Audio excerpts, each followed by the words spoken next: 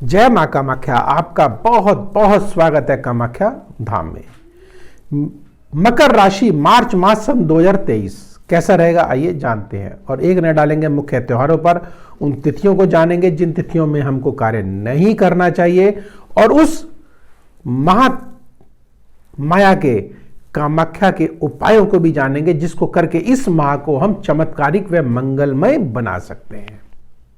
तो आइए जानते हैं पहले कि मुख्य त्योहार इस माह के कौन से हैं।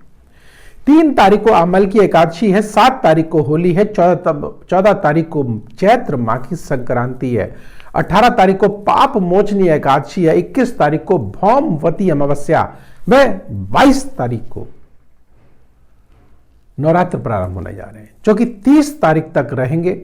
और इस नवरात्र में आप अगर ग्रहों की पीड़ा से पीड़ित हैं या अदृश्य बाधाओं से पीड़ित हैं तो महाचंडी पाठ, वो भी तंत्रोक्त विधि से गुप्त तरीके से अगर आप कराएंगे तो निश्चित आपको लाभ अवश्य होगा और तुरंत होगा।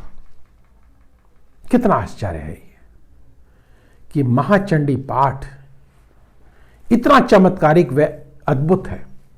तो आइए आगे बढ़ते हैं और जानते हैं कि मकर राशि में इस माह क्या होने जा रहा है।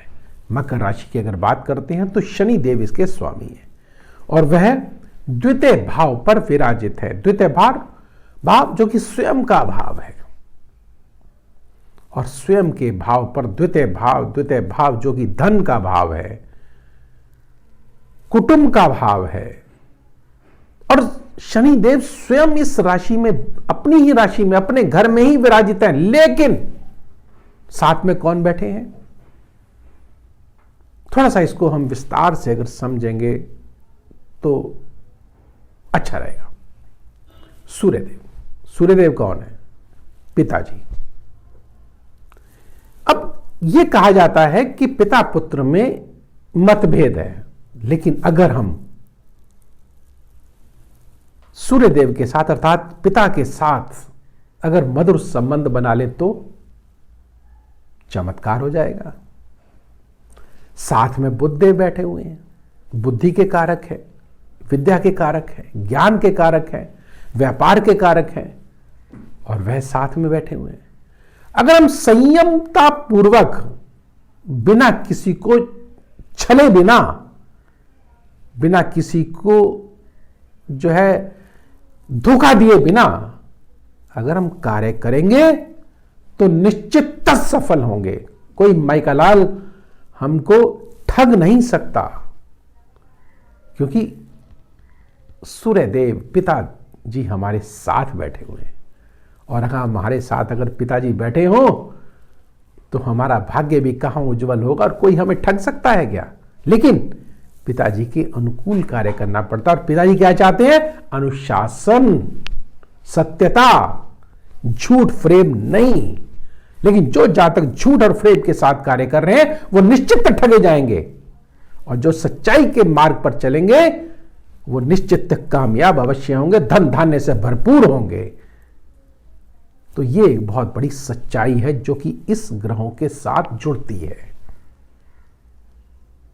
अब अगर किसी का कार्य ही चोरी का, ठगी का, डकैती का अगर है तो निश्चित धोखा खाएंगे, जेल के अंदर भी जाएंगे वो, क्योंकि शनि का संबंध कारागृह से है और सूर्यदेव अनुशासन प्रिय हैं, सरकारी कामों के स्वामी हैं। खैर, विषय बहुत बढ़ जाएगा। आपका मकसद मकर राशि में इस माह क्या होने जा रहा है, लेकिन यह मैंने संक्षेप में आपको बताया जो कि इसका मूल है, मूल तत्व है। मकर राशि के स्वामी देव शनिदेव, और शनिदेव द्वितीय भाव में धन धान्य से आपको भरपूर करेंगे, लेकिन ईमानदार होना अवश्य है। आइए आगे बढ़ते हैं और बात करते हैं बृहस्पति और शुक्रदेव की, जो कि शुक्रदेव उच्च के होकर के तृतीय भाव पर बैठे हैं। तृतीय भाव किसका है?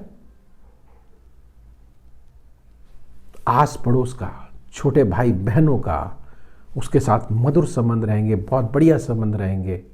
और यहां से भाग्य स्थान को देख रहे हैं तो भाग्य में वृद्धि भी करेंगे। और शुक्रदेव भोग विलास के स्वामी है, भोग विलास की वस्तुएं भी आपको उपलब्ध अवश्य होंगी।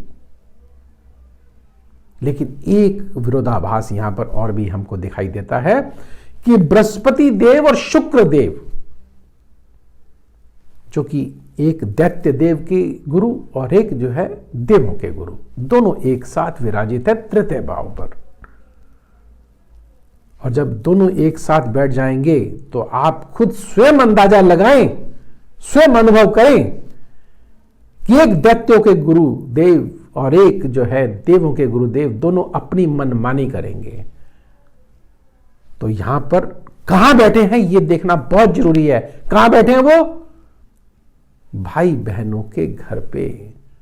तो भाई बहन अपनी अपनी मनमानी कर सकते हैं, अपना प्रभुत्व जमा सकते हैं। और ऐसे में क्या होता है? विरोधाभास, लड़ाई झगड़े। और उसका इफेक्ट कहां मिलेगा आपको? जहां जहां ये देखेंगे, सबसे पहले सप्तम भाव पर, भाग्य भाव पर, नवम भाव जो कि सप्तम दृष्टि से भाग्य को, तो भाग्य को उथल पुथल मचा देंगे। और यहीं से जब बृहस्पति देव ये गुस्से को लेकर के पंचम दृष्टि से जब यह सप्तम भाव को देखेंगे, तो सप्तम भाव किसका है? पारिवारिक जीवन का। तो पारिवारिक जीवन में निश्चित उथल पुथल अवश्य दिखाई दे रही है। बहुत छोटी सी गणना होती है, लेकिन बहुत गहराई से अगर हम इसको अगर मनन करेंगे तो एक एक चीज निकल के सामने आ जाती है। और लेकिन वीडियो भी कम से कम 1, 1.5, 2 घंटे का हो जाएगा। आपके पास भी इतना पेशेंस, इतना समय नहीं है। अगर आप अपनी कुंडली का विवेचना कराना चाहते हैं तो नंबर स्क्रीन पर चल रहे हैं, व्यक्तिगत रूप से आप हमसे संपर्क करिए और फिर देखिए चमत्कार। आइए आगे बढ़ते हैं। मंगल देव की बात करते हैं, जो कि पंचम भाव पर विराजित हैं और चतुर्थेश के और एकादशेश के स्वामी होकर के पंचम भाव पर। जब हम बात करते हैं पंचम भाव की, तो पंचम भाव में राहु देव वहां पहले से ही विराजित है मंगल की राशि में। तो बहुत अग्रेसिव नेचर इस माह हो जाएगा, बहुत अग्रेसिव, उत्तेजित बहुत जल्दी हो जाएंगे। मन जो है आपका उच्चाट करेगा, ये जगह टिक के बैठ नहीं पाएंगे आप। और एकादश भाव के स्वामी हैं, आय के स्वामी है, प्राप्ति के स्वामी है। येन केन प्रकृत धन आपको अवश्य देंगे। संतान पक्ष की तरफ से आपको कोई शुभ समाचार, संकेत या मंगल कार्य अवश्य घर में होता हुआ दिखाई दे रहा है। यह भी एक बहुत शुभ संकेत है। लेकिन ध्यान रखिएगा, स्वास्थ्य की दृष्टि से थोड़ा सा सावधान अवश्य रहना चाहिए। बीपी हमारा बढ़ सकता है, डायबिटिक पेशेंट की तकलीफें बढ़ सकती हैं, बुजुर्गों की तकलीफें बढ़ सकती हैं। तो ऐसे में क्या करें? एक छोटा सा उपाय जानेंगे, मां कामाख्या का है और तांत्रिक उपाय। और तंत्र का अर्थ ही यही है कि हम प्रकृति से उन वस्तुओं को अपने मन के अनुकूल बना लें, छीन लें उन शक्तियों के द्वारा, उन उपायों के द्वारा। प्रत्येक वस्तु में से एक एनर्जी एक निकलती है, उसका हम लाभ उठाएं। यह बहुत फिर विस्तार में चला जाएगा, अलग विषय हो जाएगा तंत्र का। मैं अगले विषय में आपसे, आप भी क्वेश्चन करें, मैं आपको उसका उत्तर भी दूंगा। नंबर स्क्रीन पर या कमेंट्स पे आप लिखे ना, नीचे नंबर भी चल रहे हैं। तो आइए आगे बढ़ते हैं। पहले उन तिथियों को जान लेते हैं। अब इसको विस्तार से ना लेते हुए पहले उन तिथियों को जान लेते हैं जिन तिथियों में हमको कार्य नहीं करना चाहिए। वह तिथियां कौन सी हैं? नोट कर लीजिए। 5, 6, 7, 15 और 16, 23 और 24 भूल कर भी तिथियों को कार्य ना करें। अगर करना भी पड़े तो एक छोटा सा उपाय है। आइए पहले उन अशुभ तिथियों को भी जान लेते हैं। शुभ तिथियां जो कि भाग्यवर्धक हैं, 8 और 9, 12, 13, 14, 17 और 18। देखें चमत्कार इन तिथियों को। आप कुछ भी नहीं करेंगे तो भी आपके पास धन धान्य से आप भरपूर हो जाएंगे। आप बिना किसी टेंशन के आपके पास कार्य आपके बन जाएंगे आपके। अब यही तो जानना चाहते हैं। आइए अब उस उपाय को कर लेते हैं जिसके करके इस माह में जो अशुभता है उसको शुभता में बदला जा सकता है। वह क्या है? एक छोटा सा उपाय है।